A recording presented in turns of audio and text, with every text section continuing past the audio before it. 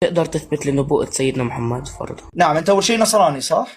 مسيحي. طيب تمام. إثبات نبوة النبي صلى الله عليه وسلم في لها عدة طرق. إذا تريد أن أخرجها لك من كتابك نبوات عن النبي صلى الله عليه وسلم في كتابك نفعل، موجود النبي صلى الله عليه وسلم في كتابك، ونستطيع أن نأتيك بعدة نسخ تبين ذلك. وإذا تريد دليلا منطقيا عقليا على نبوة النبي صلى الله عليه وسلم أيضا قادرون إن شاء الله. فأنت اختر أي نوع من الأدلة تريد. بظبط تعطين الاثنين، العقلي والكتاب المقدس. طيب تمام. في معيار جميل وضعه كتابك في سفر التثنية الإصحاح 18 والعدد 19. ما هو هذا المعيار؟ المعيار هذا قال: إذا أردت أن تعرف، النص هكذا يقول: إذا أردت أن تعرف هذا النبي من الله أو لا، فإذا حدث هذا النبي أشياء مستقبلية وحدثت فهو نبي من الله، وإذا حدث بأشياء مستقبلية ولم تحدث فهو ليس من الله.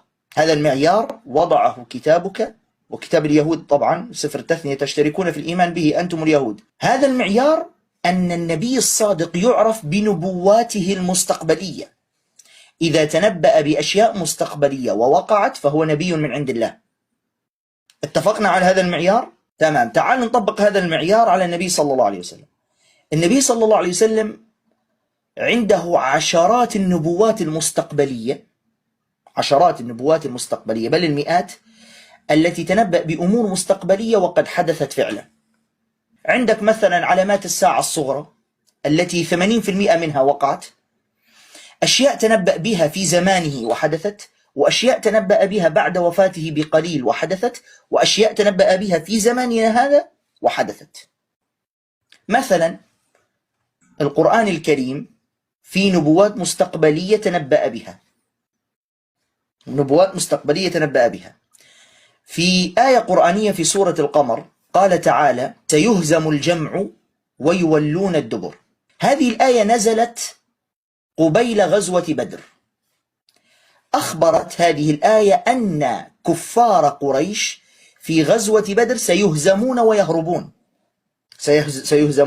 لدرجة أن هذه الآية لما نزلت بعض الصحابة لم يكونوا ما كانوا يعلمون تفسيرها. من هؤلاء الجمع الذين سيهزمون ويولون الدبر؟ فأخبرهم النبي صلى الله عليه وسلم أنهم كفار قريش. وبالفعل حين وقعت غزوة بدر التي كان يتوقع الجميع أن الذي سينتصر فيها هم كفار قريش، لدرجة كفار قريش نفسهم حين خرجوا للمعركة كانت معهم المعازف